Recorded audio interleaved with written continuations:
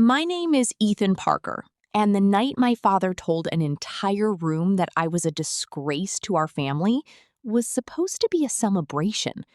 Instead, it became the night everything he had spent 20 years building around his image came crashing down. It happened at my grandfather's 85th birthday party. More than 100 relatives, family friends, and business associates had gathered in the grand ballroom of a historic hotel downtown. Crystal chandeliers hung from the ceiling, soft music played in the background, and every table was filled with people eager to honor the man who had built our family's success from nothing. My grandfather, Arthur Parker, was respected by everyone. He started with a single repair shop when he was 22 years old and slowly turned it into a successful network of businesses spread across 3 states. To most people, he was a success story. To me, he was something much more important. He was the only person in my family who ever believed in me, because my father certainly didn't. Growing up, I learned very early that earning my father's approval was impossible. When I graduated near the top of my class, he told me I should have been first. When I bought my first house at 28, he asked why it wasn't bigger. When I launched my own company instead of joining his business, he called it a childish mistake. No matter what I achieved, he always found a reason it wasn't enough. Eventually, I stopped trying. At least, I stopped trying to impress him. I focused on building my own life. And surprisingly, it worked. By 34, my software consulting company employed 23 people and served clients across the country.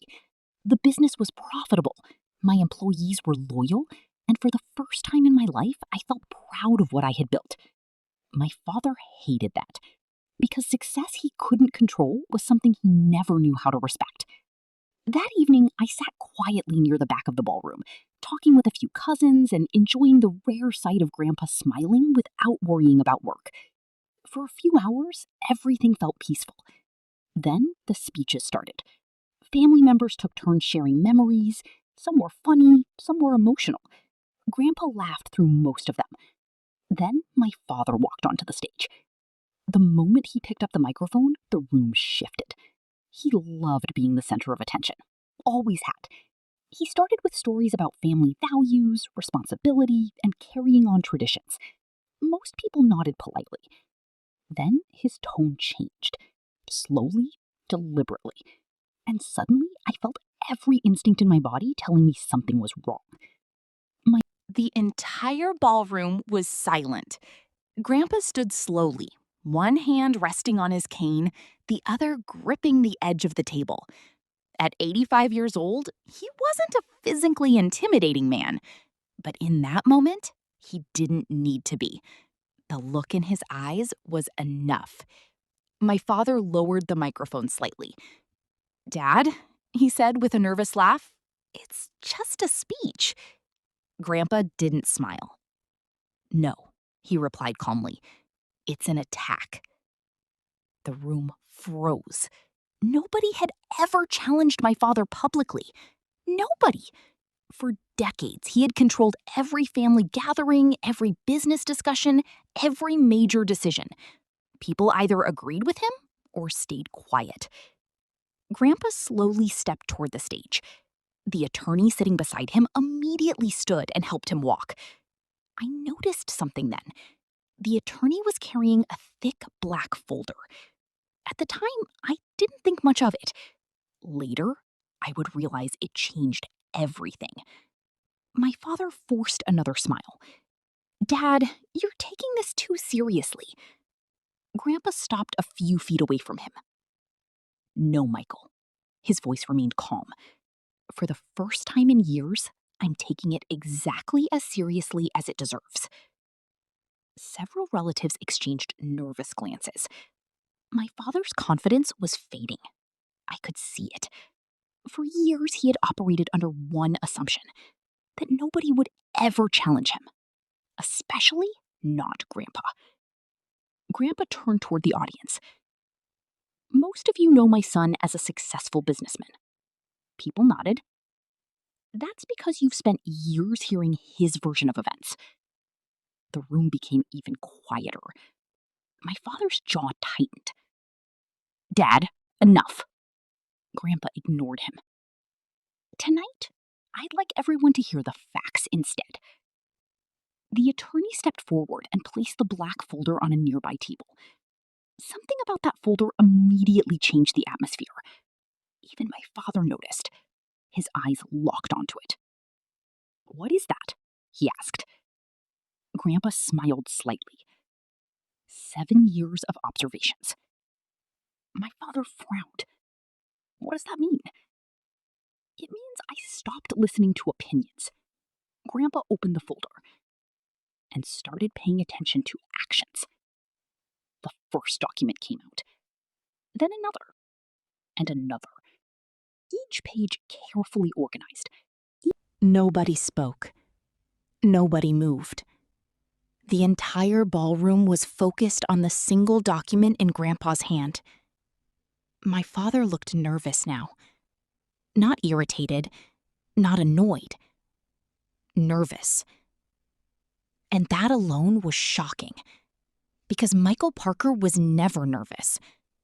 He was the man who always had an answer, always had an excuse, always had someone else to blame.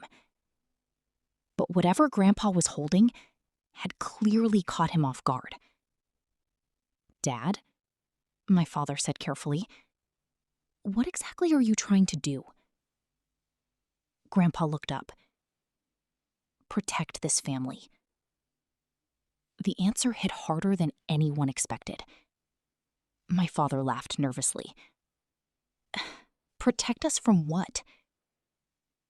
Grandpa slowly handed the document to the attorney. The attorney distributed copies to several people seated at the front tables. Within seconds, confused expressions appeared everywhere. Then concern. Then shock. My uncle was the first to speak. "Michael?" His voice sounded strained. "What is this?" My father grabbed a copy and started reading. I watched the color drain from his face. The room immediately noticed. Grandpa folded his hands over his cane. "For years, Michael has presented himself as the future of our family businesses." Nobody argued. It was true. That had always been the plan. Or at least, that's what everyone believed. Grandpa continued. "For years, he has criticized Ethan's decisions while claiming his own leadership was responsible and stable." My father looked up sharply. "Dad, this isn't appropriate." Grandpa ignored him. "The problem is that facts tell a very different story." The attorney opened another section of the folder. Additional documents were distributed. More whispers filled the room. One cousin gasped. An aunt covered her mouth. Several relatives started flipping through pages faster, looking for answers. My father stood frozen, because he already knew what they were reading. Grandpa pointed toward the reports. Over the last 6 years, Michael's company has lost nearly 40% of its largest clients. A stunned silence followed. Nobody had known that. Not even me. Grandpa continued. 3 major contracts were... The ballroom was completely silent. Grandpa held the sealed envelope in his hands while every person in the room stared at it. My father looked pale. For the first time in my life, he looked like a man who genuinely didn't know what was about to happen. "Dad," he said carefully, "what is that?" Grandpa didn't answer immediately. Instead, he handed the envelope to the attorney. The attorney broke the seal and removed several documents. Then he placed them on the table in front of everyone. My grandfather slowly looked around the room. "I spent 60 years building something meaningful." Nobody spoke. "I built businesses." He paused. "Properties." Another pause. "Investments." Then he looked directly at my father. "But most importantly, I tried to build a family." The words hit harder than anyone expected. My father's expression tightened. Grandpa continued. For the last 3 years, I've been deciding who should help guide that future after I'm gone. The room became still. Everyone knew what he meant.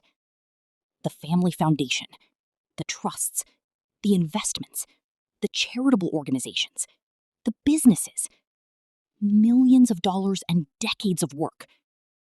For years, everyone assumed my father would inherit responsibility for all of it. Apparently, Grandpa had different plans. The attorney cleared his throat. Then he began reading. 3 years ago, Arthur Parker amended his estate plan and established a new leadership structure for the Parker Family Foundation. A ripple moved through the crowd. My father's eyes widened. What? The attorney continued reading. The position of executive trustee and family foundation chair shall be assigned to the individual selected by Arthur Parker, based upon demonstrated integrity, leadership, responsibility, and character. My father smiled nervously, as if trying to convince himself everything was still under control. Well, obviously. Grandpa raised his hand. The room fell silent again. The attorney looked down at the final page. Then he spoke the name. Ethan Parker. For a second, nobody moved. Nobody breathed. It felt as if time itself stopped. I honestly thought I had heard him wrong. The ballroom felt frozen. Nobody spoke. Nobody moved. Every person in the room was staring at Grandpa. My father looked like he couldn't breathe. "What secret?" he asked. His voice sounded weaker than I had ever heard before. Grandpa looked down at the folder for several seconds before answering. Then he slowly removed a single document. 20 years ago, he said quietly, one of my companies nearly collapsed. Several relatives exchanged confused looks. Nobody had ever heard this story. My father immediately looked away. That was the first sign. Grandpa noticed. So did I. The company lost millions. The room remained silent. We were one bad decision away from bankruptcy. My father shifted uncomfortably in his chair. Grandpa continued. At the time, only 3